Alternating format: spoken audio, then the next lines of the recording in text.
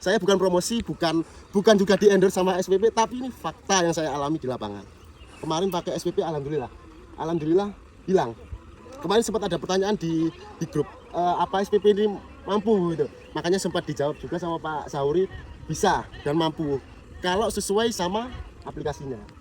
Kemarin pakai SPP tak spray sore hari Pak, sore sampai petang gitu, sampai menjelang. Untuk dosis kemarin untuk antisipasi pakai 30.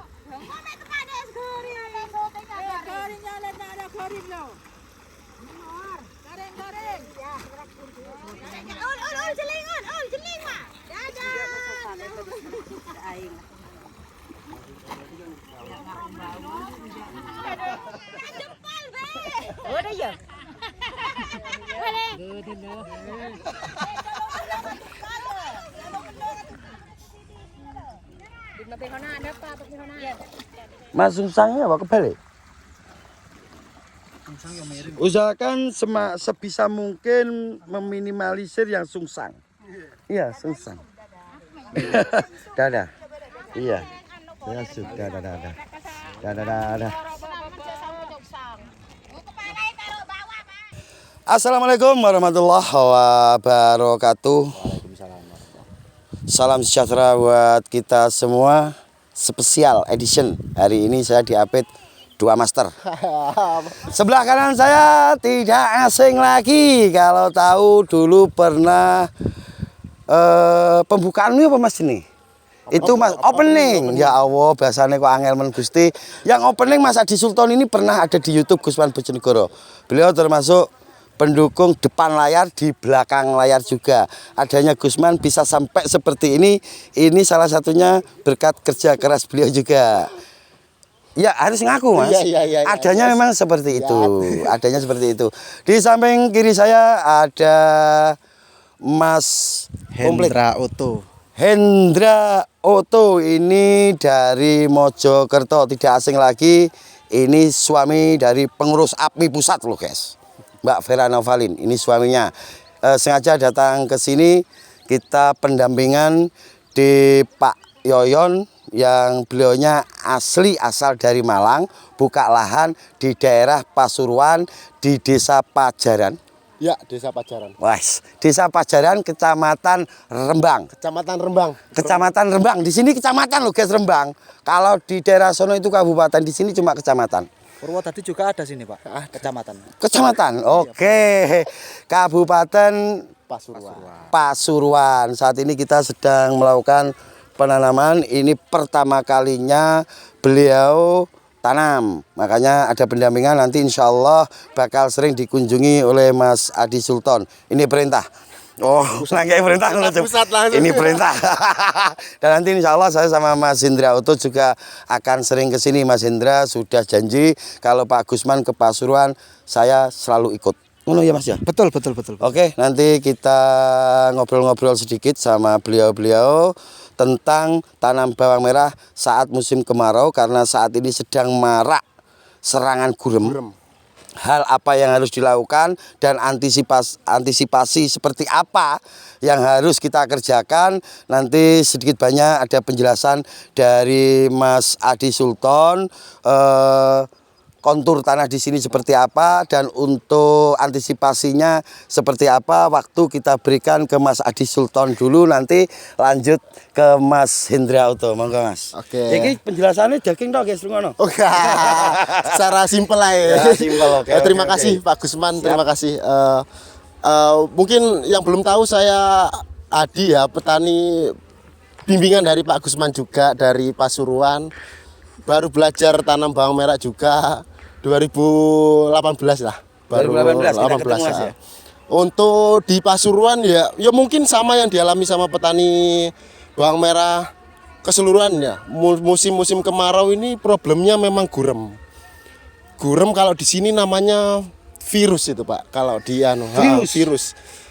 Kebetulan punya aku kemarin alhamdulillah ya ada, cuma nggak banyak yang kena gurem. Cuma ada. Bisa tereduksi. Bisa lah. Kalau bicara tidak munafik lah. Kalau untuk musim kayak gini loh, kemarau kayak gini ada tapi gak banyak. Bisa teratasi sama, kebetulan kemarin saya pakai SPP.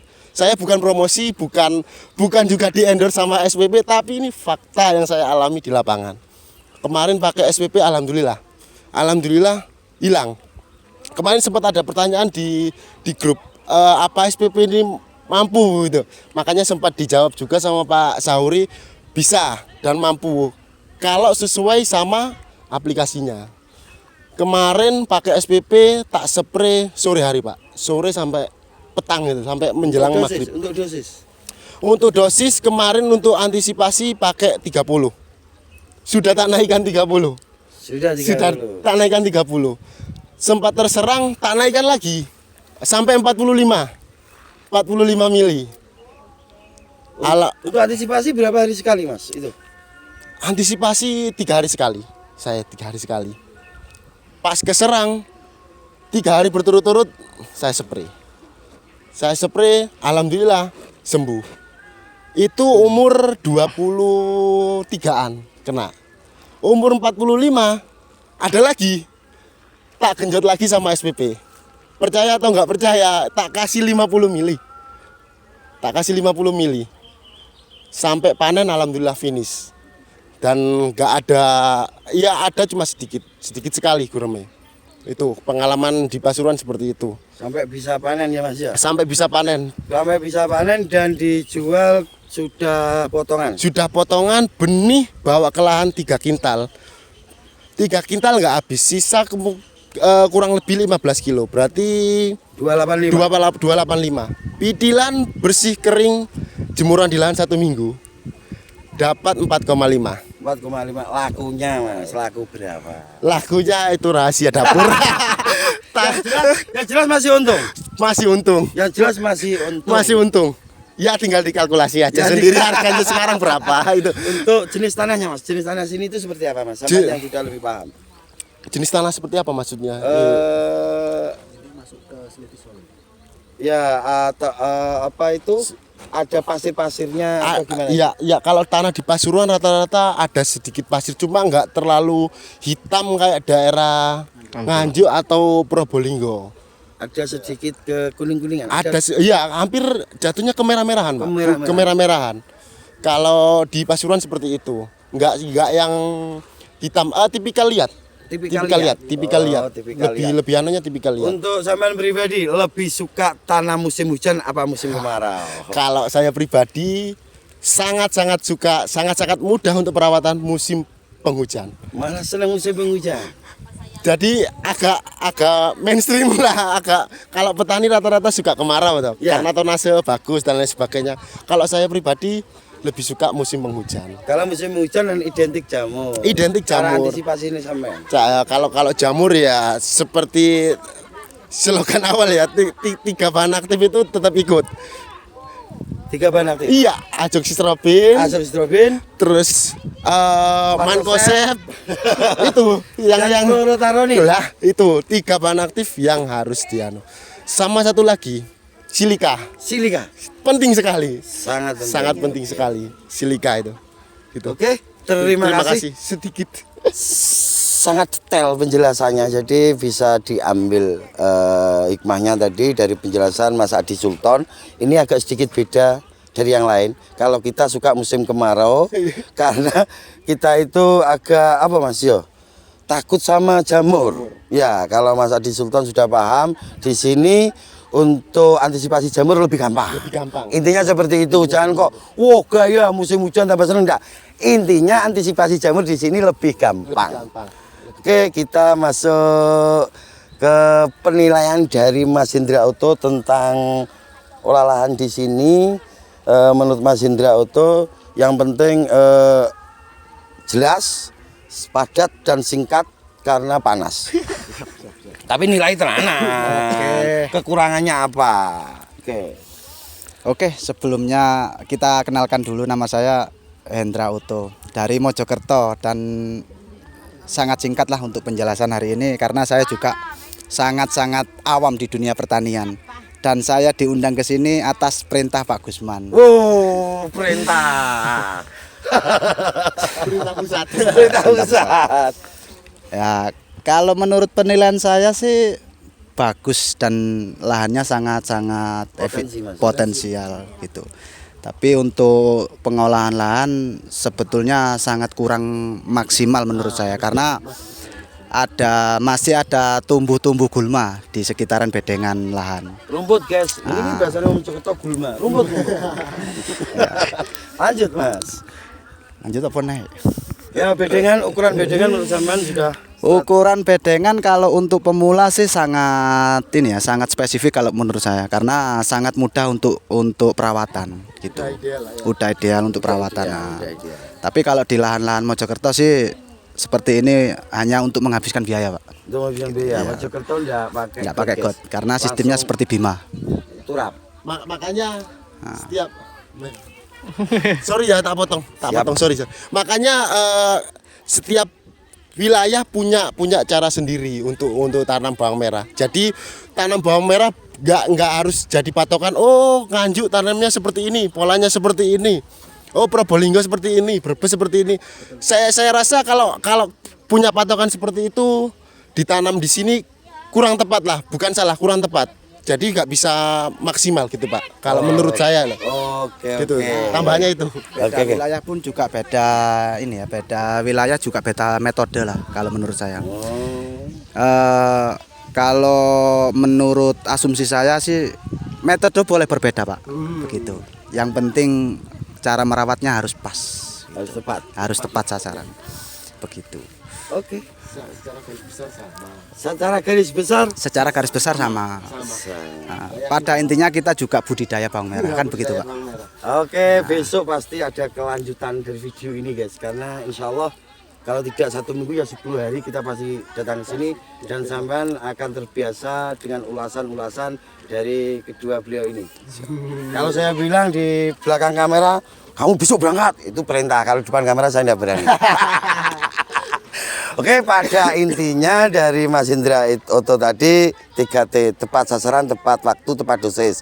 Kalau dari Mas Adi Pasuruan itu kita ambil intinya itu beda lahan, beda cara, ya beda metode.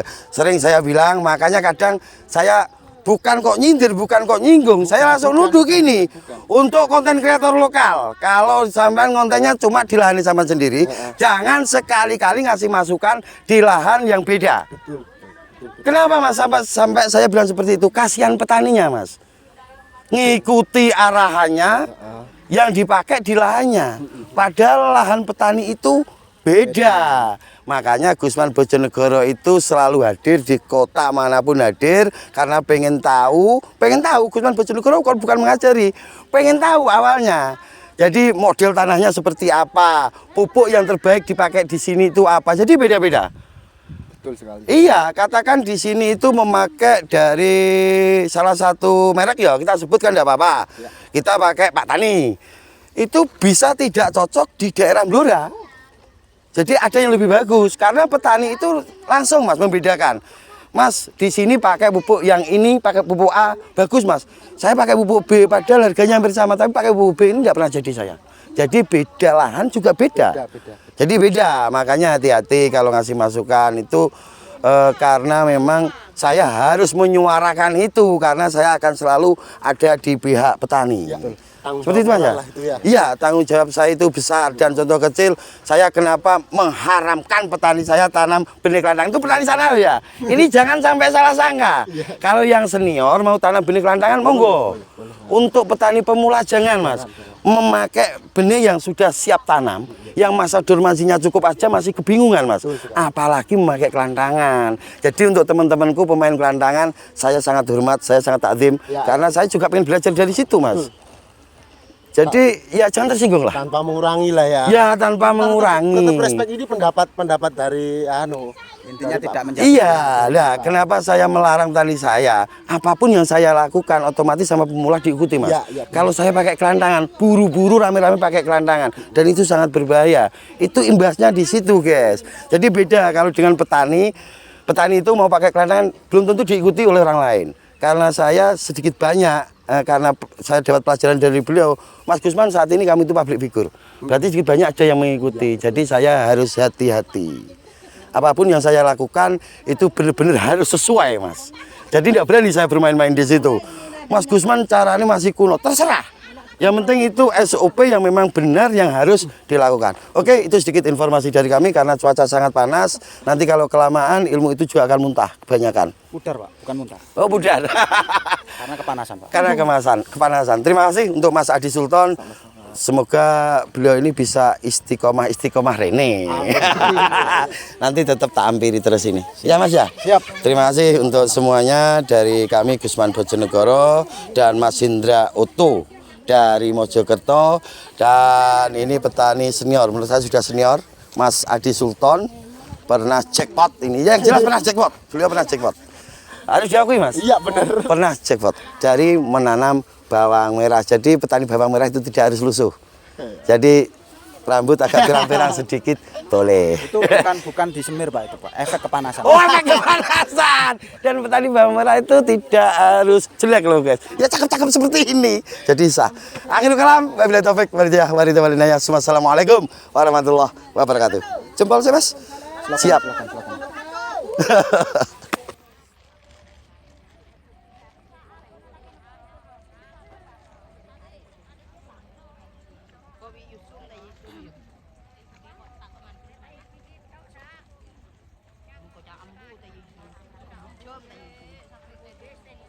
Sampai mau sengit-sengit.